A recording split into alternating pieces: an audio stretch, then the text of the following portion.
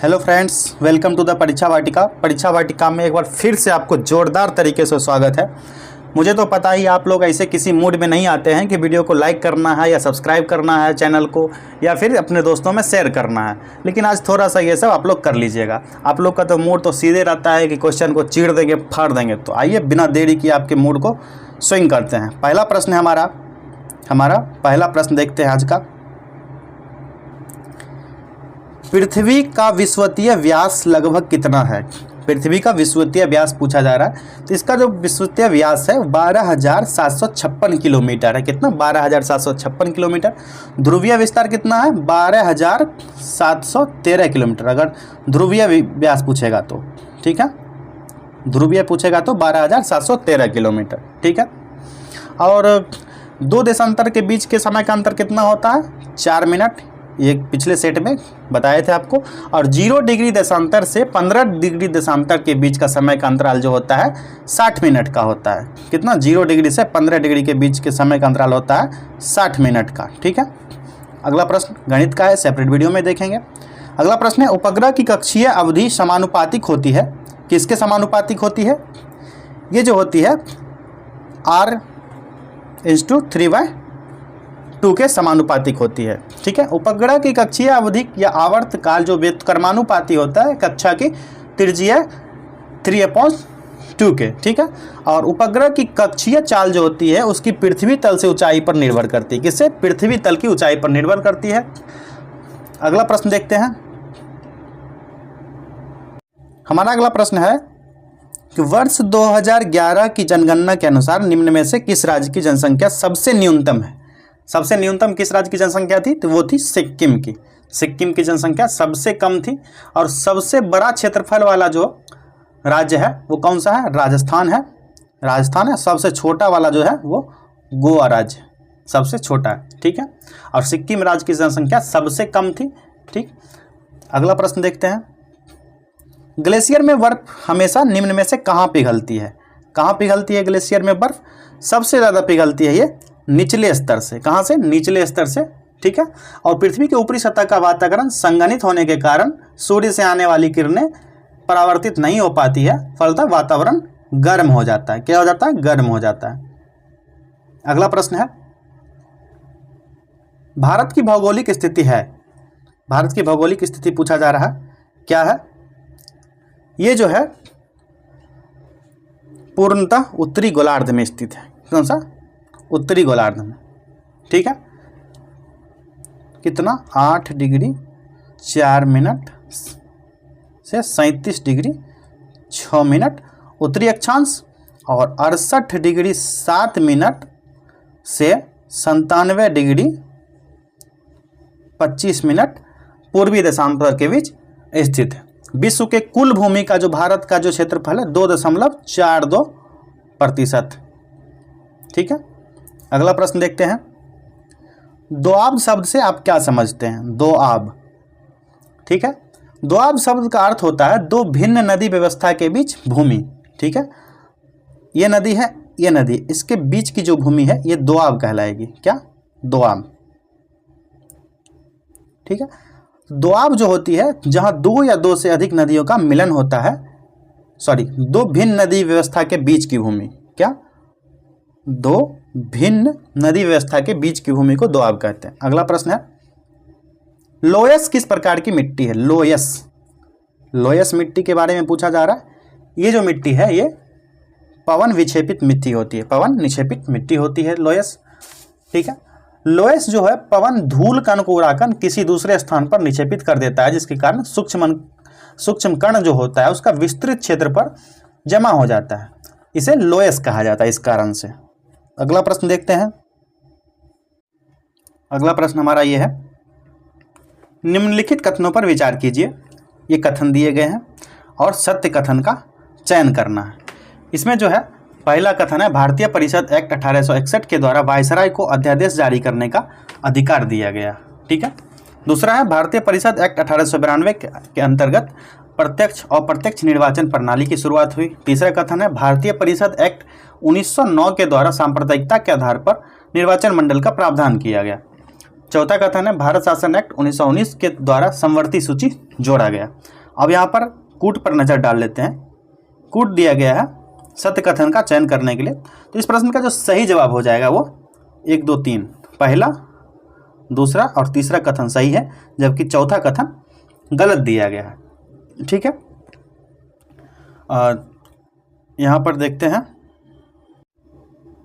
ये कथन जो गलत है, ये गलत क्यों है? 1919 जो भारत शासन एक्ट था, इसके द्वारा समवर्ती सूची नहीं जोड़ी गई थी। इसके द्वारा 2 सूची जोड़ी गई, एक तो सेंट्रल केंद्रीय सूची और दूसरा जो है राज्य सूची स्टेट।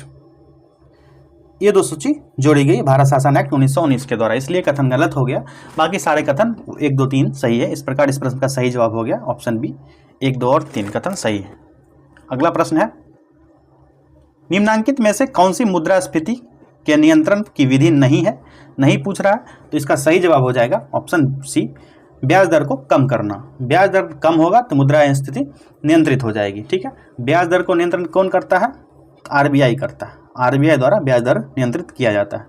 अगला प्रश्न है उत्पादन के 5 कारक हैं, कौन कौन से उत्पादन के 5 कारक हैं? तो इसका सही जवाब हो जाएगा ऑप्शन ए, भूमि, श्रम, पूंजी, संगठन एवं साहस, जिसको जोखिम कहा जाता है इकोनॉमी की भाषा में। ठीक है, मूल रूप से उत्पादक 3 प्रकार के होते हैं, प्राथमिक क्षेत्र खाद्य पदार्थ, दूसरा है द्वितीय क्षेत्र के उत्पादक, तीसरा है तृतीय क्षेत्र के अंतर्गत, जैसे परिवहन, बैंकिंग, बीमा, ऊर्जा, संचार, शैक्षणिक सेवाएं उत्पादन की वृद्धि हेतु नवीन व अधिक क्षमतावान होती हैं। ठीक है, अगला प्रश्न देखते हैं वॉलीबॉल के खेल में खिलाड़ी किसके बाद अपना स्थान बदल सकता है? इसका सही जवाब हो जाएगा ऑप्शन बी, सर्विस के दौरान। सर्विस के दौरान जो खिलाड़ी है अपना स्थान बदल सकता है। वॉलीबॉल खेल का जन्मदाता कौन है? USA, United state America volleyball का जन्मदाता है। और इससे संबंधित शब्दावली भी पूछा जा सकता है, जैसे attack, hit, blocking, side out, spike. पिछले सेशन जो लिए थे हम, पिछले सेशन में भी आपको बताए थे कि अनेक खेल हैं जिसमें कौन कौन सी शब्दावलियाँ कौन कौन से खेल से संबंधित है। आप लोग एक बार गूगल कर लीजिएगा, देखिएगा, नहीं तो हम तो बता ही देते हैं, लगभग टेस्ट में ऐसा क्वेश्चन आते ही रहता है। अगला प्रश्न है भारत और पाकिस्तान के बीच शिमला समझौता कब हुआ था? कब हुआ था शिमला समझौता? ये हुआ था 2 जुलाई 1972 ईस्वी को। कब? 2 जुलाई 1972 ईस्वी को भारत पाकिस्तान के बीच शिमला समझौता हुआ था। और भारत के प्रधानमंत्री इंदिरा गांधी और पाकिस्तान के प्रधानमंत्री जुल्फिकार अली भुट्टो के बीच यह समझौता हुआ था। इस समझौता के द्वारा दोनों देश के बीच विवादों को द्विपक्षीय वार्ता से समाधान करने पर बल दिया गया और इसी समझौता के द्वारा एलओसी का निर्धारण, लाइन ऑफ कंट्रोल का निर्धारण किया गया। कब? 1972 ईस्वी में। ठीक है, अगला प्रश्न देखते हैं। अगला प्रश्न जो हमारा है, ये जो प्रश्न है, लघु ज्वार भाटा कब आता है? कब आता है लघु ज्वार भाटा? शुक्ल सप्तमी के दिन। शुक्ल सप्तमी के दिन लघु ज्वार भाटा आता है। अमावस्या और पूर्णिमा के दिन चंद्रमा जो होता है और सूर्य एवं पृथ्वी एक सीधी रेखा में होते हैं। ठीक, इस कारण उच्च ज्वार उत्पन्न होता है। ठीक है, और लघु ज्वार कब उत्पन्न होगा? जब अमावस्या और पूर्णिमा के अतिरिक्त अन्य तिथि को पृथ्वी और सूर्य चंद्रमा की स्थिति परावर्तित हो जाती है तो लघु ज्वार होता है। शुक्ल और कृष्ण पक्ष की सप्तमी या अष्टमी को सूर्य जो होती है चंद्रमा और पृथ्वी की स्थिति समकोण पर होती है। ये सन, ये मून, इस समकोण पर पृथ्वी की स्थिति होती है। अगला क्वेश्चन देखते हैं। रावी नदी का प्राचीन नाम क्या था? कमेंट कीजिए आप लोग, रावी नदी का प्राचीन क्या नाम क्या है? रावी नदी का प्राचीन नाम है पारुष्णी, जिसको पौरुष्णी भी कहते हैं। इसी प्रकार अनेक सारे क्वेश्चन है, जैसे विपाशा। इस विपाशा किसका प्राचीन नाम है? व्यास नदी का। सुरस्ती, सुरस्ती जिसको सरस्वती भी कहते हैं, ये किसका है? कमेंट कीजिए आप लोग। कुभा किसका है? ये सब कमेंट कीजिए आप।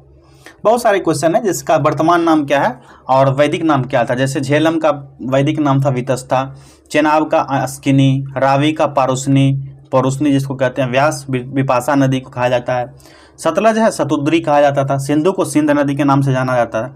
इसी प्रकार आप लोग देखते रहिएगा, ये सब भी क्वेश्चन पूछे जाते हैं। ये तो वैसे वेरी इंपॉर्टेंट क्वेश्चन है, वीवीआई क्वेश्चन में से है। अगला प्रश्न है, चलायमान मुद्रा का दूसरा नाम क्या है? चलायमान मुद्रा का दूसरा नाम जो है ये हो जाएगा गर्म मुद्रा। गर्म मुद्रा, हॉट मनी। हॉट मनी जो प्रत्याशित विनिमय दर बदलाव पर अल्पकालिक लाभ कमाने के लिए एक देश से दूसरे देश में धन का प्रवाह होता है, इसको हॉट मनी भी कहा जाता है। अगला प्रश्न है, संपूर्ण क्रांति की विचारधारा किसने प्रस्तुत की? तो संपूर्ण क्रांति था इसका नारा जो जयप्रकाश नारायण द्वारा, जेपी नारायण द्वारा प्रस्तुत किया गया। और जून 1974 में, कब? जून 1974 ईस्वी में जेपी आंदोलन प्रारंभ कर संबुद्ध जिससे संपूर्ण क्रांति का नारा दिया गया था, और संपूर्ण क्रांति को सप्त क्रांति के नाम से भी जानते हैं। अगला प्रश्न है, सादीर किसका पुराना नाम है? सादीर किसका पुराना नाम है? तो इसका सही जवाब हो जाएगा ऑप्शन ए, भरतनाट्यम का नाम पुराना सदीर है। और कथक जो है उत्तर भारत का शास्त्रीय नृत्य है। कथक ये उत्तर भारत का शास्त्रीय नृत्य है। मोहिनी अट्टम जो है ये केरल का शास्त्रीय नृत्य है। कहाँ का? केरल का, केरल का है। अगला प्रश्न देखते हैं, रेखांकित चेक वह है जिसको भुनाया जा सकता है केवल कब? कब भुनाया जा सकता है? तो इसका सही जवाब हो जाएगा बैंक के माध्यम से। कब? बैंक के माध्यम से रेखांकित चेक है जिसको भुनाया जा सकता है। जब चेक के ऊपर प्रायः बाईं ओर दो समानांतर रेखाएं बनती हैं तब चेक रेखांकित चेक बन जाता है, और इस रेखांकित चेक का भुगतान बैंक काउंटर पर नगद प्राप्त नहीं किया जा सकता है। ठीक है, और रेखांकित चेक का भुगतान किसी खाते में उसे जमा कराकर प्राप्त किया जा सकता है। अगला प्रश्न देखते हैं, भटकल बंदरगाह किस राज्य में स्थित है? तो भटकल बंदरगाह जो है ये कर्नाटक में है, कर्नाटक में स्थित है। और भारत में मुख्य भूमि से 6100 किलोमीटर लंबी तटरेखा पर बंदरगाहों की कुल संख्या कितना? 200 से अधिक बंदरगाह, 200 से अधिक बंदरगाह हैं भारत में, और जिसमें से लगभग 165 बंदरगाह जो क्रियाशील हैं, जो अभी वर्क में है। और भारतीय तटरेखा का जो कम कटा फटा होता है, किनारों का चपटापन, ये तटरेखा का कम जो होता है, उन पर पानी की कमी और नदी के मुहानों की अधिकता के कारण बालू का जमाव ऐसे कारक है जिनके कारण भारत में बंदरगाह के विकास में बाधा आ रही है। अगला प्रश्न देखते हैं, विश्व का सबसे बड़ा डेल्टा सुंदरवन डेल्टा है। कौन सा? सुंदरवन डेल्टा है, जिसका क्षेत्रफल कितना है? तो डायरेक्ट पूछा जा रहा है सुंदरवन डेल्टा का क्षेत्रफल कितना है, तो इसका सही जवाब हो जाएगा 75,000 वर्ग किलोमीटर। ठीक है, और सुंदरवन का जो डेल्टा है भारत बांग्लादेश में, भारत, इंडिया और बांग्लादेश दोनों मिलाकर के स्थित है। अगला प्रश्न देखते हैं, भारत सरकार की राजस्व प्राप्तियों में इनमें से क्या शामिल नहीं होता है? यहाँ पूछा जा रहा है, क्या शामिल नहीं होता? ऋण की वसूली नहीं शामिल होता है। ठीक है, ब्याज शामिल होता है, लाभ और लाभांश, संपत्ति से ये सब शामिल किया जाता है, लेकिन ऋण की वसूली ये शामिल नहीं होता है। ठीक है, भारत सरकार की आय का मुख्य स्रोत क्या है? निगम कर है। और राज्य सरकार की आय का स्रोत क्या है? बिक्री कर है। ये ज़्यादा इंपॉर्टेंट क्वेश्चन है जो आपको बताएं। अगला प्रश्न है, रैयतवाड़ी व्यवस्था के लिए दक्षिण भारत सर्वाधिक उपयुक्त माना गया है, क्यों माना गया? क्योंकि ये सभी कारक जो हैं, इन हिस्सों में बड़े जमींदार के अभाव से अस्थायी बंदोबस्त की संभावना नहीं थी। दक्षिण और दक्षिण पश्चिम भारत में उपजाऊ मिट्टी एवं अनुकूल जलवायु उपलब्ध थी, और कंपनी को अत्यधिक भू राजस्व मिलने की आशा थी। इन सभी कारणों से रैयतवाड़ी व्यवस्था के लिए दक्षिण भारत उपयुक्त माना गया, सबसे उपयुक्त माना गया। अगला प्रश्न देखते हैं, निम्नलिखित किस वर्ष को भारतीय स्वतंत्रता संग्राम का विभाजन बिंदु माना गया? ये वर्ष कौन सा था? ये जो वर्ष था 1905 ईस्वी को भारतीय स्वतंत्रता संग्राम का विभाजन बिंदु माना गया, क्योंकि 1905 में कांग्रेस का अधिवेशन वाराणसी में हुआ था, और 1906 में कांग्रेस का अधिवेशन दादा भाई नौरोजी की अध्यक्षता में कलकत्ता में हुआ, जिसमें स्वदेशी का प्रस्ताव पारित हुआ था। ठीक है, और वाराणसी कांग्रेस अधिवेशन में स्वदेशी का प्रस्ताव लाया गया था, लेकिन पारित नहीं हुआ था। 1905 में क्यों हुआ था? क्योंकि गोपाल कृष्ण गोखले की अध्यक्षता में भारतीय राष्ट्रीय कांग्रेस के वार्षिक अधिवेशन में 2 प्रस्ताव लाया गया। पहला प्रस्ताव था क्या? कि कर्जन की प्रतिक्रियावादी नीतियां और बंगाल विभाजन की आलोचना ये किया गया। दूसरा था कि बंगाल में बंगभंग विरोधी अभियान और स्वदेशी अभियान को समर्थन देना था। इस संबंध में उग्र विचारधारा राष्ट्रवादी यह था, जैसे कि बाल गंगाधर तिलक, लाला लाजपत राय, विपिन चंद्रपाल, अरविंद घोष, इनका मत था कि विरोध अभियान का प्रसार बंगाल से बाहर पूरे देश में हो। इससे विदेशी वस्तुओं का बहिष्कार सीमित न रह करके पूर्ण स्वतंत्रता संघर्ष में चलाया जाएगा, जिससे पूर्ण स्वराज का लक्ष्य प्राप्त किया जा सकता है। ठीक है, इसलिए इस संग्राम का विभाजन बिंदु जो बन गया 1905 बन गया था। अगला प्रश्न देखते हैं, निम्नलिखित में से कौन सा सत्याग्रह आंदोलन किसानों से संबंधित नहीं था? यहाँ नहीं पूछा जा रहा है, तो किसानों से संबंधित कौन सा नहीं था? तो अहमदाबाद सत्याग्रह आंदोलन किसान से संबंध नहीं था। ठीक है, और बारदोली सत्याग्रह जो था ये 1928 में वल्लभ भाई पटेल के द्वारा नेतृत्व में चलाया गया। और खेड़ा सत्याग्रह जो है, ये सत्याग्रह जो है 1918 में गांधी जी के नेतृत्व में हुआ था, 1918 में। ठीक है, चंपारण 1917, नील कृषकों के तिनकठिया प्रणाली बिहार में गांधी जी जब आए थे, जो प्रथम भारत का सत्याग्रह बना। ठीक है, और इस चंपारण सत्याग्रह जब हुआ, इसके बाद गांधी जी अहमदाबाद मिल हड़ताल के मुद्दे में हस्तक्षेप किया था। ये किसान सत्याग्रह ना होकर के मिल हड़ताल का था, मजदूरों का सत्याग्रह था। यहाँ पर मिल मालिक और मजदूर में प्लेग बोनस को लेकर विवाद छिड़ा था। इसी अवसर पर गांधी जी ने एक दैनिक समाचार पत्रिका का प्रकाशन किया था और इस मुद्दे को लेकर के हड़ताल प्रारंभ हुआ था, जिसे ट्रिब्यूनल के फैसले पर वहीं समाप्त हो गया। और ट्रिब्यूनल ने मजदूरों के पक्ष में निर्णय देते हुए मिल मालिक को 35% बोनस, कितना 35% बोनस जो है मजदूरों को भुगतान करने का फैसला सुनाया। गांधी जी की यह दूसरी विजय थी। ठीक है, ध्यान रखिएगा। और गांधीवादी चरण जो है अक्सर एग्जाम में आधुनिक भारत का very very very important segment बन जाता है। अगला प्रश्न देखते हैं, गलत कथन चुनिए। यहाँ गलत पूछा जा रहा है, तो ये गलत कथन कौन सा है, पढ़ लेते हैं। गर्म किए जाने पर चुंबक अपने गुणधर्म खो देते हैं। ठीक है, सही है। बार चुंबकों को जोड़े रखने का इस तरह रखना चाहिए कि विजातीय ध्रुव एक साथ, सही है। चुंबक के समान ध्रुव एक दूसरे को विकर्षित करते हैं, ये भी कथन सही है। जब ये सब सही है तो अगला पढ़ ही लेते हैं। निकेल और कोबाल्ट चुंबक से आकर्षित नहीं होते हैं, ये गलत कथन दिया गया है। ठीक है, क्योंकि निकेल और कोबाल्ट चुंबक से आकर्षित नहीं होते हैं, ये गलत है। निकेल, फेरस एवं कोबाल्ट लौह चुंबकीय पदार्थ हैं, या प्रबल रूप से चुंबक को अपनी ओर आकर्षित करते हैं। कौन? निकेल, कोबाल्ट और फेरस, यानी लोहा, ये चुंबक को आकर्षित करते हैं। ये सही होना चाहिए था, लेकिन यहाँ पर नहीं दिया गया, जिस कारण से गलत कथन चुनने बोला जा रहा था। ये गलत कथन हो गया। इस प्रकार इस प्रश्न का सही जवाब विकल्प डी हो गया, ऑप्शन डी। अगला प्रश्न है, निम्न में से कौन सा घरेलू पदार्थ लाल लिटमस को नीला कर देगा? ये तो अक्सर एग्जाम में पूछा जाता है दोस्तों। कौन सा पदार्थ लाल लिटमस को नीला कर देगा? तो इसका सही जवाब हो जाएगा बेकिंग सोडा और कोई भी व्यंजक। इस प्रकार 1 और 4 ये हो जाएगा इसका सही जवाब। ठीक है, क्षारक पदार्थ जो है लाल लिटमस पत्र को नीला कर देगा, जो क्षारीय पदार्थ जितना भी है वो नीला कर देगा। बेकिंग सोडा का रासायनिक सूत्र आप लोग कमेंट कीजिए क्या होता है। बेकिंग सोडा का जो पीएच मान होता है 8.5 होता है, और इसका रासायनिक सूत्र होता है NaHCO3। अगला प्रश्न देखते हैं, प्रकाश संश्लेषण प्रक्रिया के लिए अनिवार्य कच्चा सामग्री क्या है? क्या है आप लोग कमेंट कीजिए फटाफट। इसमें तो डायरेक्ट आंसर हो जाएगा उपयुक्त सभी। कार्बन डाइऑक्साइड, जल, सूर्य प्रकाश, क्लोरोफिल, ये सभी के सभी प्रकाश संश्लेषण की प्रक्रिया के लिए अनिवार्य है।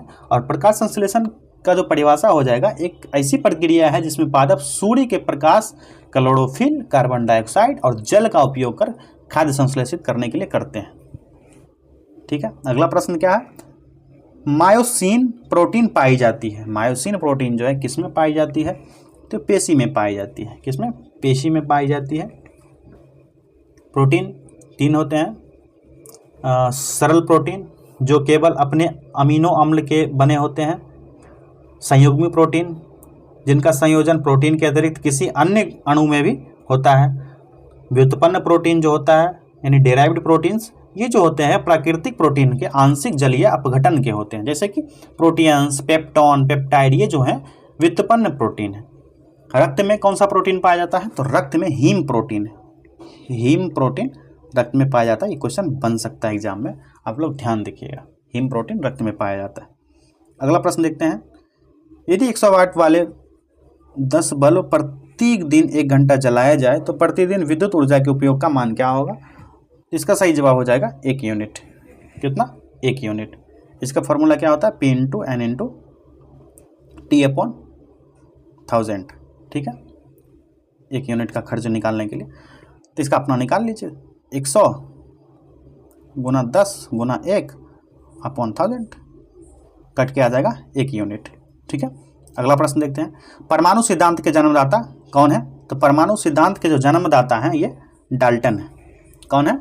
डाल्टन है। इन्होंने 1803 ईस्वी में परमाणु सिद्धांत का प्रतिपादन किया था और इनके अनुसार परमाणु जो होता है अविभाज्य होता है। ठीक है, अगला प्रश्न देखते हैं, यदि भारत के नियंत्रक महालेखा परीक्षक पर कदाचार तथा असमर्थता का आरोप लगाया जाता है तो वो पदच्युत होगा। कब पदच्युत होगा? तो इसका सही जवाब हो जाएगा ऑप्शन ए, संसद के दोनों सदनों के समावेदन पर। ठीक है, अगला प्रश्न देखते हैं। एक मिनट दोस्तों, ये पिछला प्रश्न छूट गया था, 32वां है कि किस प्रस्ताव को सरकार के विरुद्ध निंदा प्रस्ताव माना जाता है? तो कौन सा प्रस्ताव होता है? ये स्थगन प्रस्ताव होता है। ठीक है, कौन सा? स्थगन प्रस्ताव को निंदा प्रस्ताव माना जाता है। और निंदा प्रस्ताव मंत्रिपरिषद अथवा किसी एक मंत्री के विरुद्ध उसकी विफलता पर खेद अथवा रोष व्यक्त करने के लिए लाया जाता है। ठीक है, और प्रतिस्थापन प्रस्ताव द्वारा पूर्व के प्रस्ताव या कानून के आधार पर स्थान पर लाया जाता है। ये प्रश्न तो हो ही गया 33वां।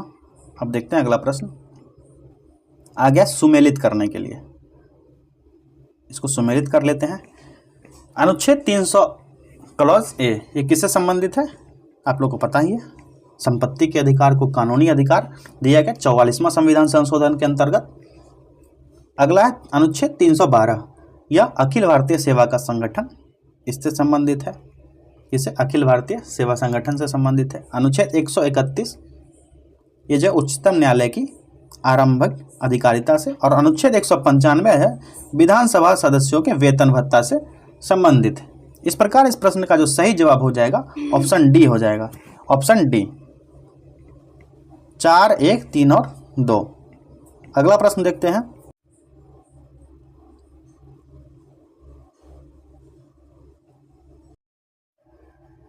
ये जो प्रश्न है हमारा, निम्नलिखित में से किसका मूल संविधान में समावेश नहीं था?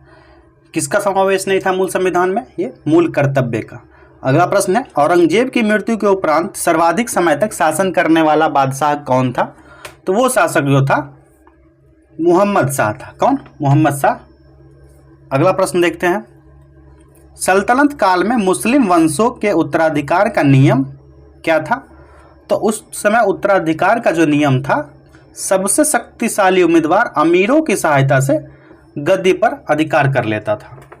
ठीक है, और दिल्ली सल्तनत का प्रमुख सुल्तान कहलाता था। जो दिल्ली सल्तनत का प्रमुख होता था वो सुल्तान कहलाता था। सुल्तान जो है दिल्ली सल्तनत की प्रमुख कार्यपालिका का कार्य करता था। सामान्यतः यह सिद्धांत है कि सुल्तान के उत्तराधिकार उनके ही वंशज से होगा, लेकिन व्यवहार में तुर्की मुसलमान कोई भी सत्ता प्राप्त कर सकता था जिसे अपने शक्ति प्रदर्शन के द्वारा प्राप्त करता था। भारत में दिल्ली सल्तनत का जो अंतर्गत है 5 वंश ने शासन किया। ठीक है, और 5 वंशों में केवल लोधी वंश जो था वो अफगानी था, शेष सभी वंश तुर्की था। लोधी वंश क्या था? अफगानी, और बाकी जितना भी था, लेफ्ट जितना भी था, सभी तुर्की था दिल्ली सल्तनत का। अगला प्रश्न देखते हैं, मोहम्मद बिन तुगलक ने किस वर्ष अपनी राजधानी दिल्ली से दौलताबाद परिवर्तित किया था? ये जो किया था 1327 ईस्वी में, दिल्ली से दौलताबाद। और देवगिरी से दौलताबाद का नाम, देवगिरी को दौलताबाद नाम देकर राजधानी बनाया गया। पहले उसका नाम था देवगिरी। और तुगलक वंश का मोहम्मद बिन तुगलक 1325 से 1351 तक शासन किया था। अगला प्रश्न देखते हैं, निम्नलिखित में से कौन सा कथन सही है? ये कथन दिया गया है, रावत भाटा परमाणु शक्ति केंद्र गुजरात में, ये कथन है। जो रावत भाटा परमाणु ये है गुजरात नहीं है, राजस्थान में है, इसलिए गलत कथन है। नरोड़ा परमाणु शक्ति केंद्र कर्नाटक दिया गया, ये बुलंदशहर यूपी में है, बुलंदशहर यूपी में है। काकड़ापाड़ा परमाणु शक्ति केंद्र राजस्थान, तो काकड़ापाड़ा जो शक्ति केंद्र है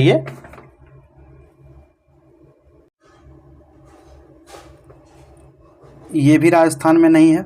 इस तरह इस प्रश्न का जो सही जवाब हो जाएगा विकल्प डी, उपर्युक्त में से कोई नहीं। अगला प्रश्न है, कितनी ऊंचाई पर वायुमंडल में 1 डिग्री सेंटीग्रेड तापमान घट जाता है? तो इसका सही जवाब हो जाएगा 165 मीटर की ऊंचाई पर 1 डिग्री तापमान घट जाता है। और प्रत्येक 32 मीटर पृथ्वी के आंतरिक भाग में नीचे जाने पर 32 मीटर अगर आप गहराई में जाइएगा तो 1 डिग्री सेल्सियस तापमान क्या होगा, घट जाता है। अगला प्रश्न देखते हैं, नर्मदा और ताप्ती के बीच कौन सा पहाड़ है? नर्मदा ताप्ती के बीच सतपुड़ा का पहाड़ है, ऑप्शन सी सही जवाब हो जाएगा। और महादेव पर्वत के पूर्वी हिस्से से ताप्ती नदी निकलती है, ताप्ती नदी महादेव पर्वत के पूर्वी भाग से निकलती है। और मैकाले पहाड़ी का सर्वोच्च शिखर जो है अमरकंटक में, कहाँ, अमरकंटक, जो 1036 मीटर है। इससे संबंधित जो वहाँ के आसपास के बता दे रहे हैं आपको। अगला प्रश्न देखते हैं, संविधान के किस भाग को भारत का मैग्ना कार्टा कहा जाता है? तो संविधान का जो भाग है ये तीसरा भाग, इसको संविधान का मैग्ना कार्टा कहा जाता है, जिसमें मौलिक अधिकार फंडामेंटल राइट्स दिए गए हैं, जिसमें आर्टिकल 12 से 35 तक के भाग को 7 मौलिक अधिकार दिए गए हैं। और 44वां संविधान संशोधन जो अधिनियम है 1978 के द्वारा संपत्ति का अधिकार हटा करके इसको अनुच्छेद 300 क्लॉज ए के तहत कानूनी अधिकार बना दिया गया। और मैग्ना कार्टा का संबंध है 1215 में ब्रिटिश जनता की स्वतंत्रता से जुड़ा हुआ है। अगला प्रश्न देखते हैं, निम्नलिखित कथनों पर विचार कीजिए। कथन दिया गया है, भारत सरकार प्रति वर्ष 31 अक्टूबर को राष्ट्रीय एकता दिवस मनाता है। अगला है, भारत सरकार द्वारा राष्ट्रीय एकता दिवस मौलाना अबुल कलाम आज़ाद के जन्मदिन पर मनाता है। अगला कथन जो हमारा है, भारत के गणतंत्र दिवस 2023 का मुख्य अतिथि मिस्र देश था। और चौथा कथन है, भारत सरकार का लक्ष्य शून्य कार्बन उत्सर्जन 2070 तक। तो इसका सही जवाब हो जाएगा ऑप्शन डी, पहला, तीसरा और चौथा कथन सही है। सत्य कथनों का चयन करने के लिए बोला जा रहा था। अगला प्रश्न देखते हैं, भारत के संसदीय लोकतंत्र के अब तक के इतिहास में कितने प्रधानमंत्रियों ने 3 बार पद संभाले हैं? कितने प्रधानमंत्री हैं? तो 3 प्रधानमंत्री हैं, ठीक है, अब तक के इतिहास में। और वो कौन कौन? जवाहरलाल नेहरू, इंदिरा गांधी और अटल बिहारी वाजपेयी, जो 3 बार पद संभाले हैं। अभी तो आप देख ही रहे हैं नरेंद्र मोदी, इन्होंने भी 3 बार पदभार संभाल चुके हैं। तो अब जब पूछा जाएगा तो 4 सही जवाब हो जाएगा, ठीक। अगला प्रश्न देखते हैं, किस श्रेणी के यौगिकों के 2 क्रमागत सदस्यों के बीच CH2 अंतर रहने पर उस श्रेणी को कहते हैं? उस श्रेणी को क्या कहेंगे? समजातीय श्रेणी। क्या? समजातीय श्रेणी। अगला प्रश्न है, कोलाइड का उदाहरण है। कोलाइड का उदाहरण क्या हो जाएगा? धुआं कोलाइड का उदाहरण है। और यह 2 पदार्थों का विषमांग मिश्रण होता है। कोलाइड जो है 2 पदार्थों का विषमांग मिश्रण होता है। और इसमें परिक्षेपित कणों का आकार जो होता है 10⁻⁻5 और 10⁻⁻7 के बीच होता है। इस कण को नग्न आंखों से नहीं देखा जा सकता, बल्कि इसके लिए अल्ट्रा माइक्रोस्कोप जो सूक्ष्मदर्शी होता है उससे भी अधिक क्वालिटी का सूक्ष्मदर्शी से देखा जा सकता है। अगला प्रश्न है, गैस से भरे एक जार में गुलाब का रंगीन फूल गिरने पर रंगहीन हो जाता है, तो जार में कौन सी गैस है? तो गैस था क्लोरीन। क्लोरीन गैस, गैस से भरे एक जार में गुलाब का रंग जो रंगीन हो जाता है क्लोरीन गैस भरे होने के कारण होता है।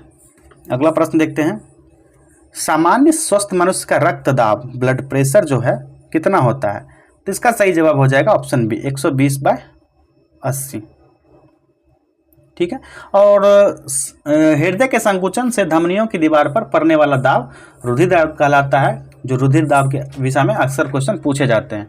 और यह संकुचन दाब उतना ही होता है जितना कि 120 मिलीमीटर पारे के स्तंभ द्वारा उत्पन्न होता है। ठीक है, अगला प्रश्न देखते हैं। अगला प्रश्न जो है, एक सींग वाले गेंडे किसी अभयारण्य की अनमोल विरासत है। किस अभयारण्य की अनमोल विरासत है? तो ये जो है काजीरंगा वन्यजीव अभयारण्य।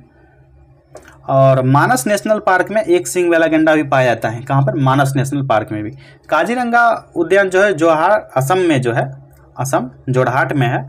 और यहाँ पर जो है एक सींग वाला गेंडा, घोड़ा, चीता, जंगली सूअर, गौर, जंगली भैंसा वगैरह इत्यादि पाए जाते हैं।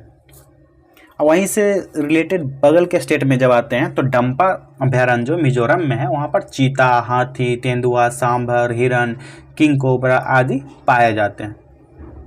अगला प्रश्न देखते हैं। पूना समझौता, पूना एक्ट क्या था? पूना एक्ट जो था सवर्ण हिंदुओं तथा दलितों के बीच समझौता था। इसका सही जवाब हो जाएगा विकल्प ए।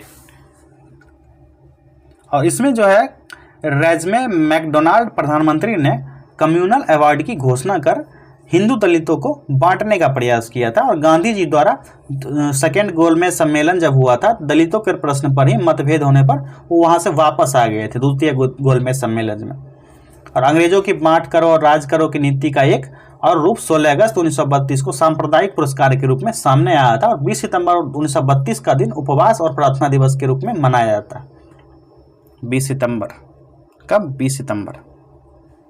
अगला प्रश्न देखते हैं। महात्मा गांधी ने हरिजन यात्रा कहाँ से प्रारंभ की थी? तो महात्मा गांधी के द्वारा हरिजन यात्रा जो है ये वर्धा से शुरू किया गया था।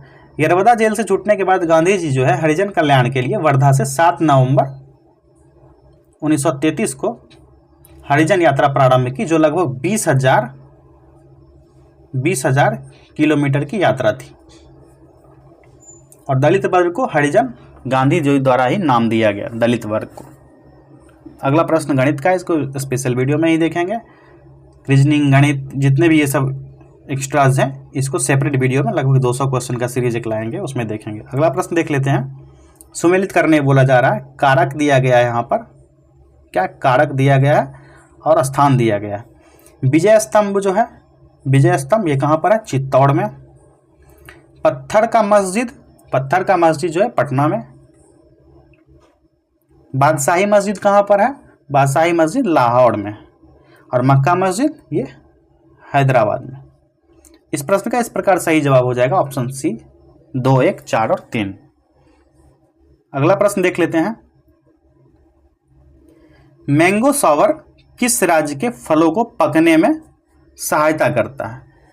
मैंगो सॉवर जो है ये कर्नाटक में यूज किया जाता है फल को पकने के लिए। ग्रीष्म ऋतु में भारत के पश्चिमी तट पर जो वर्षा होती है, जिसे मालाबार के आम उत्पादन करने वाले राज्यों में, क्षेत्रों में आम्र बौछार यानी मैंगो सावर, जबकि कर्नाटक में कहवा उत्पादन के लिए उस क्षेत्र में फूलों की बौछार की जाती है।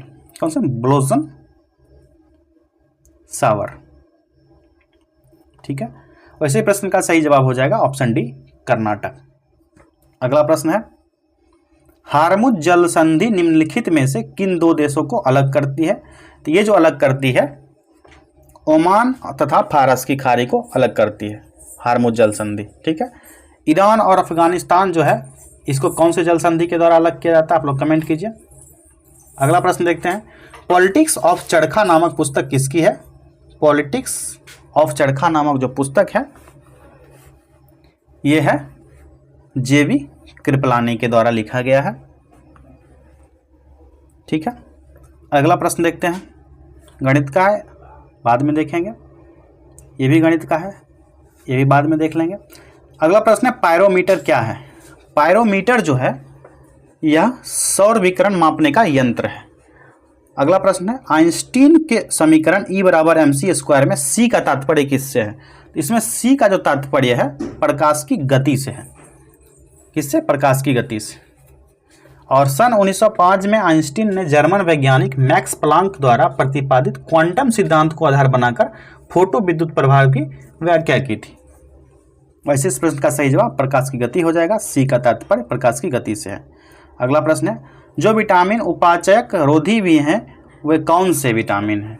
तो वो जो विटामिन हो जाएगा ए, सी और ई। विटामिन ए, विटामिन सी और विटामिन ए जो है, ई जो है उपाचयक रोधी हैं, यानी एंटीऑक्सीडेंट है। और ए, सी, ई सामान्य रूप से ऑक्सीकरण को रोकता है। यह विटामिन मुक्त कणों यानी फ्री पार्टिकल्स के उत्पादन को रोकता है जो शरीर को नुकसान पहुंचाता है। अगला प्रश्न देखते हैं। कृत्रिम उर्वरक में सामान्य रूप में नाइट्रोजन, फास्फोरस और तीसरा तत्व तो कौन सा होता है? तो इसमें जो तीसरा तत्व होता है वो पोटेशियम होता है। Next question. एक दूसरे के अंदर चिपके हुए दो मग्गों टम्बलर्स को ठंडे पानी के उपयोग से आप कैसे अलग करेंगे? तो इसको अंदर के मग्गे में ठंडा पानी डालकर, अंदर का जो मग है उसमें ठंडा पानी डाल देंगे तो ये टम्बलर्स दोनों अलग हो जाएंगे। और जब संकुचन होता है तो बाहर वाला मग्गा जो है आसानी से निकल जाता है। इसमें जब संकुचन की स्थिति बनेगी तो बाहर वाला मग्गा निकल जाएगा। शीतलता और उष्णता की अनुभूति का कारण है कि वही तापमान कहलाता है। शीतलता और उष्णता की अनुभूति का जो कारण है क्या कहलाता है? तापमान। अगला प्रश्न देखते हैं। ताजमहल का निर्माण भारत और किस देश के विशेषज्ञों द्वारा किया गया था? ये था फारसी विशेषज्ञ थे। और इसमें मुख्य कारीगर कौन था? उस्ताद ईसा खान, ताजमहल के निर्माण में। अगला प्रश्न है। भारत का राष्ट्रपति किसको संबोधित करके अपना त्यागपत्र अपने हाथ से लिखकर दे सकता है? तो दे सकता है उपराष्ट्रपति को। किसको? उपराष्ट्रपति को। अगला प्रश्न देखते हैं। बिहार में परमानेंट सेटलमेंट लागू करने का कारण क्या था? तो बिहार में परमानेंट सेटलमेंट लागू करने का जो रीजन था ये था जमींदारों के लिए वंश परंपरागत अधिकार को स्वेच्छा से हस्तांतरित करने का अधिकार, यानी विकल्प बी जो है इसका सही जवाब हो जाएगा। 23 मार्च 1793 को लॉर्ड कॉर्नवालिस द्वारा बिहार, बंगाल और उड़ीसा में स्थायी बंदोबस्त लागू किया गया। और जमींदारी उन्मूलन अधिनियम कब लागू किया गया? 1950 ईस्वी में। ये प्रश्न पूछे जा सकते हैं। अगला प्रश्न है। राजकुमार शुक्ल किस गांव के निवासी थे? तो राजकुमार शुक्ल जो थे ये मुरली भड़ाहवा के निवासी थे जो चंपारण के थे। ठीक है, इनका जन्म 1875 ईस्वी में हुआ था। और इन्होंने ही बिहार के नील किसानों की समस्याओं को बताया और गांधी जी यहाँ पर आए थे, चंपारण आए थे 1917 में। अगला प्रश्न देखते हैं। निम्नलिखित में से किसका संकलन ऋग्वेद पर आधारित है? तो किसका संकलन ऋग्वेद पर आधारित है?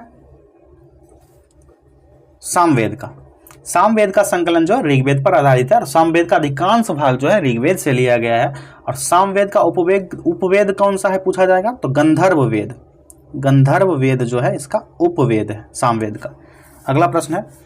निम्न में से कौन सी अदिश राशि है? ठीक है, विकल्प दिया गया है, आप लोग देख लीजिए। यहाँ अदिश राशि जो हो जाएगा कार्य। कार्य एक अदिश राशि है और वे भौतिक राशियां जिसे व्यक्त करने हेतु केवल परिणाम की आवश्यकता होती है वो अदिश राशि कहलाती है। ठीक है, और अदिश राशियों के साथ कोई दिशा नहीं होती है। अदिश राशियों को सामान्यतः बीजगणितीय विधि से जोड़ा जा सकता है और ये जोड़ त्रिभुज नियम का पालन नहीं करेगी। क्या? त्रिभुज नियम का पालन नहीं करेगी। अदिश राशियां जैसे कौन कौन से हैं आप लोग को गिनती करा देते हैं जो एग्जाम में पूछे जा सकते हैं। जैसे द्रव्यमान, दूरी, चाल, आयतन, कार्य, शक्ति, ऊर्जा, लंबाई, क्षेत्रफल, घनत्व, तापमान, विद्युत धारा, दाब और भी बहुत सारे हैं। ये सब अदिश राशियां हैं। सदिश राशियों में जाएं तो कौन कौन से हैं?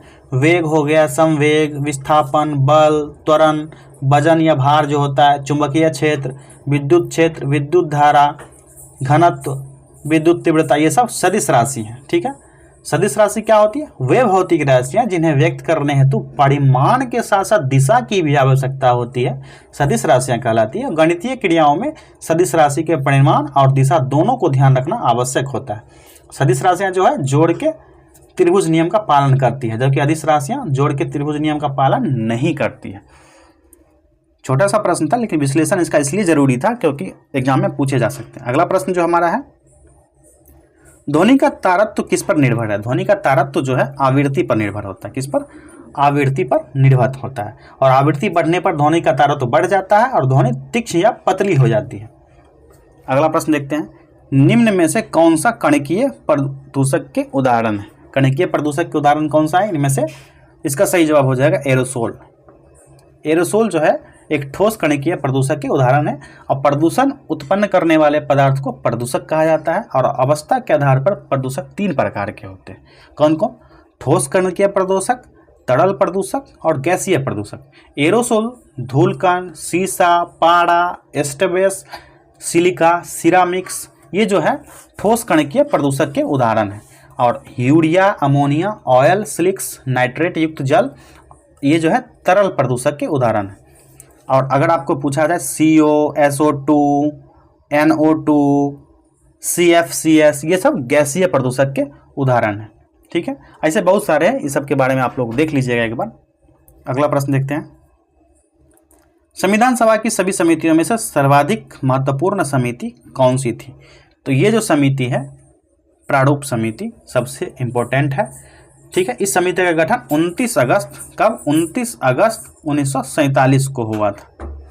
अगला प्रश्न देखते हैं, निम्न में से किस भाषा को शास्त्रीय भाषा का दर्जा प्राप्त नहीं है? किस भाषा को शास्त्रीय भाषा का दर्जा प्राप्त नहीं है? इसका सही जवाब हो जाएगा ऑप्शन सी, मैथिली को शास्त्रीय भाषा का दर्जा नहीं प्राप्त है। 2003 में जो है 92वां संविधान संशोधन अधिनियम द्वारा मैथिली, डोगरी, बोडो और संथाली भाषाओं को संविधान की 8वीं सूची के तहत मान्यता दी गई थी। 8वीं सूची के तहत मान्यता दी गई थी कब? 2003 में, जब 92वां संविधान संशोधन हुआ था। अगला प्रश्न देखते हैं, निम्न में से कौन व्यष्टि अर्थशास्त्र के मुख्य घटक नहीं है? तो व्यष्टि अर्थशास्त्र के मुख्य घटक संतुलित उत्पाद तथा रोजगार स्तर से संबंधित सिद्धांत नहीं है। अगला प्रश्न है, निम्न में से किनके बीच फ्रैंकफर्ट की संधि हुई थी? तो फ्रैंकफर्ट की जो संधि है वो हुई थी फ्रांस और जर्मनी के बीच। अगला प्रश्न है, मार्टिन लूथर कहाँ का रहने वाला था? तो मार्टिन लूथर जर्मनी का रहने वाला था। ऑप्शन सी सही जवाब हो जाएगा। और इसका जन्म जो हुआ था 1483 ईस्वी में हुआ था। 1483 ईस्वी में मार्टिन लूथर का जन्म हुआ था। अगला क्वेश्चन देखते हैं, आधुनिकता के अंतर्गत विशिष्टीकरण को महत्व दिया जाता है, जबकि उत्तर आधुनिकता में किसका महत्व दिया गया? तो उत्तर आधुनिकता में जो है संपूर्णवाद को महत्व दिया गया। किसको? संपूर्णवाद। ठीक है, आधुनिकता में व्यक्तिवाद को महत्व दिया जाता है, जबकि उत्तर आधुनिकता में सामूहिकता को महत्व दिया जाता है। और व्यक्तिवाद स्वकेंद्रित और स्वार्थपरक होता है। व्यक्तिवाद जो है स्वकेंद्रित और स्वार्थपरक होता है। अगला प्रश्न देखते हैं, आत्महत्या की प्रवृत्ति को किस प्रकार परिभाषित किया जा सकता है? तो आत्महत्या क्या है? आत्महत्या एक समाज की धार्मिक एकात्मकता है। क्या है? एकात्मकता।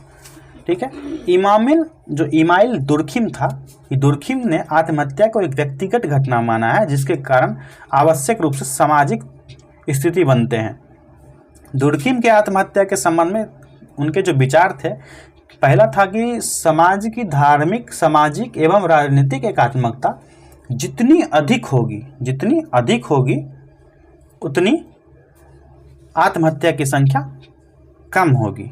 दूसरा था उनका कि आत्महत्या सामाजिक क्षीण व्यवस्था का परिणाम होती है, सामाजिक क्षीणता का परिणाम होता है। अगला उनका कहना था कि आत्महत्या की दर जो है आयु यानी एज, लिंग यानी जेंडर, धर्म यानी रिलीजन या निवास स्थान, या फिर मैरिटल स्टेटस यानी वैवाहिक स्थिति, या पारिवारिक संरचना यानी फैमिली स्ट्रक्चर, इन सब के अनुसार भिन्न भिन्न स्थिति बन सकती है। और आत्महत्या का संबंध किसी व्यक्ति से नहीं अपितु पूरे समाज से होता है। यह इमाइल दुर्खिम का कहना था। और इमाइल दुर्खिम का जो जन्म हुआ था 15 अप्रैल 1858 ईस्वी को फ्रांस में हुआ था। कहाँ पर? फ्रांस में। अगला प्रश्न देखते हैं, निम्न में से किस तिथि को राष्ट्रीय विधिक सेवा दिवस मनाया जाता है? तो विधिक सेवा दिवस जो है ये 9 नवंबर को मनाया जाता है। अगला प्रश्न है, मैन बुकर अंतर्राष्ट्रीय पुरस्कार का संबंध निम्न में से किस क्षेत्र से? ये जो है साहित्य के क्षेत्र में दिया जाता है मैन बुकर पुरस्कार। ठीक है, इसकी घोषणा 2004 में की गई थी और 2005 से 15 तक यह पुरस्कार दिया गया। प्रत्येक 2 साल में किसी भी राष्ट्रीयता के जीवित लेखक को इसके काम के लिए दिया जाता है। अब बुकर प्राइज जो है फाउंडेशन द्वारा अंग्रेजी भाषा में श्रेष्ठ अनुवाद हेतु मैन बुकर पुरस्कार अंतर्राष्ट्रीय बनाया गया इसको, और वर्ष 2016 से यह पुरस्कार अंग्रेजी भाषा में अनुवादित और यूनाइटेड किंगडम या आयरलैंड में प्रकाशित एक एकल पुस्तक को दिया जाता है। और इस पुरस्कार में 50,000 पाउंड की राशि प्रदान की जाती है, जिसे लेखक और अनुवादक के बीच बराबर बराबर विभाजित किया जाता है, 25-25 पाउंड। अगला प्रश्न देखते हैं, द्युतकीरा खेल का यूरोपीय रूपांतरण शब्द क्या है? द्युतकीरा, द्युतकीरा का जो अंग्रेजी रूपांतरण है, यूरोपीय रूपांतरण अंग्रेजी में ही हो, इसका जो यूरोपीय रूपांतरण है लूडो। क्या है? लूडो है। महाभारत के एक महत्वपूर्ण प्रसंग में कौरव और पांडव के बीच यह खेल खेला गया था, जिसमें पांडवों की हार हुई थी। उस समय इसे द्युतकीरा कहा जाता था। ठीक है। अब मुस्लिम काल में यह खेल शासक वर्ग और सामान्य लोगों के बीच में पासा नाम से प्रचलित था। ये जो पासा है ये मुस्लिम काल में किया जाता था। ठीक है। और इसे पचीसी, चौसर, चौपर ये भी कहा जाते हैं। पचीसी में 4 व्यक्ति भाग लेते हैं, आपको पता ही होगा। ठीक है। और एक क्वेश्चन यहाँ पर एक भी और बन सकता है कि शतरंज जैसे दिया गया है ना, शतरंज जो है ये किस काल से संबंधित? सिंधु घाटी सभ्यता में शतरंज खेल की शुरुआत हुई थी भारत में। ठीक है। शतरंज के खेल को यूरोप का चेस कहा जाता है। किसका? यूरोप का चेस शतरंज को कहा जाता है, जो पूरे विश्व में अभी फेमस है। शतरंज का खेल किससे संबंधित है? सिंधु घाटी सभ्यता से। ये आप लोग ध्यान रखिएगा। अगला प्रश्न है, 20 मई 2023 को केंद्रीय सतर्कता आयुक्त की शपथ किसने ली? इसका सही जवाब हो जाएगा ऑप्शन बी, परवीन कुमार श्रीवास्तव। अगला प्रश्न है, बीसीसीआई ने आईपीएल 2023 में प्ले ऑफ द मैच के मुकाबलों में फेंके जाने वाले प्रत्येक डॉट बॉल पर कितने पौधे लगाने की घोषणा की? तो इसका सही जवाब हो जाएगा ऑप्शन डी, 500 पौधा लगाने की घोषणा की थी आईपीएल 2023 में। 2024 में कितने किए गए आप लोग कमेंट कीजिए। ये अगले साल 2025 में, जब जो साल चल रहा है 2025 अभी, इसमें कितने लगाए जाएंगे आप लोग एक बार ध्यान दीजिएगा। आईपीएल जैसे ही खत्म होगा तो आप लोग देख लीजिएगा कितने डॉट बॉल फेंके गए, किस खिलाड़ी ने सर्वाधिक रन बनाए, किस खिलाड़ी ने सर्वाधिक विकेट लिए। सर्वाधिक विकेट लेने वाले खिलाड़ी को पर्पल कैप मिलता है और सर्वाधिक रन बनाने वाले खिलाड़ी को ऑरेंज कैप दिया जाता है। ये सब भी क्वेश्चन पूछे जा सकते हैं। आईपीएल से क्वेश्चन अक्सर पूछे ही जाते हैं। और कौन सी टीम इस बार जीतेगी 2025 में, आप लोग कमेंट कीजिए। आप लोग तो कोई ना कोई टीम को सपोर्ट कर ही रहे होंगे। अगला प्रश्न देखते हैं, G20 टूरिज्म वर्किंग ग्रुप की बैठक भारत की अध्यक्षता में कहाँ आयोजित हुई? इसका सही जवाब हो जाएगा श्रीनगर में। अगला प्रश्न है, मार्च 2023 में नेपाल के नए राष्ट्रपति कौन बने? तो ये नए राष्ट्रपति जो है ये कौन थे? रामचंद्र पौडेल। अगला प्रश्न देखते हैं, फरवरी 2023 में महिला T20 विश्व कप का खिताब किस देश ने जीता? ये जो खिताब जीता था ऑस्ट्रेलिया ने। अगला प्रश्न है, क्रिकेट के तीनों प्रारूप में शतक लगाने वाले भारत के पहले कप्तान कौन बने? तो इसका सही जवाब हो जाएगा रोहित शर्मा। रोहित शर्मा जो तीनों प्रारूप में शतक लगाने वाले भारत के पहले कप्तान बन गए।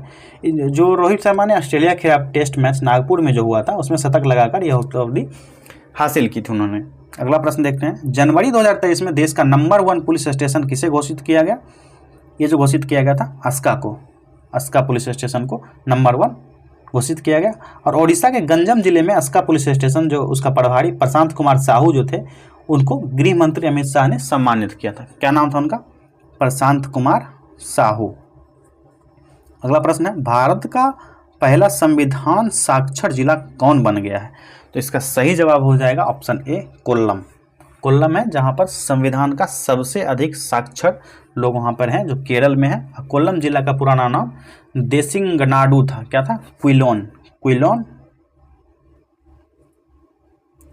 या देसिंगनाडु।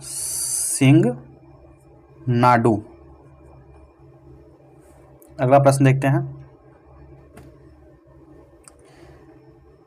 जनवरी 2023 में भारत के 78वें ग्रैंड मास्टर कौन बने हैं? 78वां ग्रैंड मास्टर जनवरी 2023 में कौन बना है? तो कौस्तव चटर्जी। अगला प्रश्न है, जनवरी 2023 में लॉन्च की गई पुस्तक जादूनामा के लेखक कौन है? तो जादूनामा के लेखक जो है ये जावेद अख्तर है। ये सब करेंट अफेयर्स के क्वेश्चन है, इसको जल्दी जल्दी कर लेते हैं, वीडियो शॉर्ट्स हो जाएगा हमारा। किस राज्य के पूर्व मुख्यमंत्री प्रकाश सिंह बादल का 25 अप्रैल 2023 को निधन हो गया। ये प्रकाश सिंह बादल जो थे पंजाब के मुख्यमंत्री थे। कहाँ के? पंजाब के मुख्यमंत्री थे। ये पंजाब के सबसे युवा और सबसे उम्रदराज मुख्यमंत्री रहे।